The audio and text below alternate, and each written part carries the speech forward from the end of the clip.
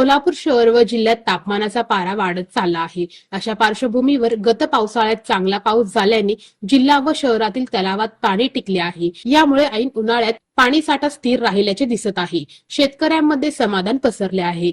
जिल्ह्यातील 7 मध्यम तलावात 4.25 टीएमसी, 33 लघु तलावात 29 दलदमी पाणीसाठा शिल्लक आहे.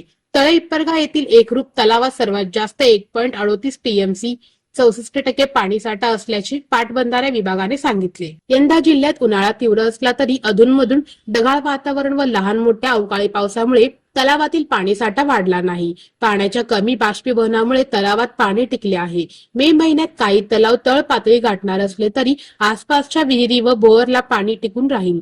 जिल्ह्यातील 56 लघु तलावांपैकी 33 तलावांमध्ये कमी अधिक प्रमाणात पाणीसाठा उपलब्ध असल्याचे दिसून येत आहे. एकूणच जिल्ह्यात पाणीसाठा स्थिर असल्याचे चित्र स्पष्ट झाले.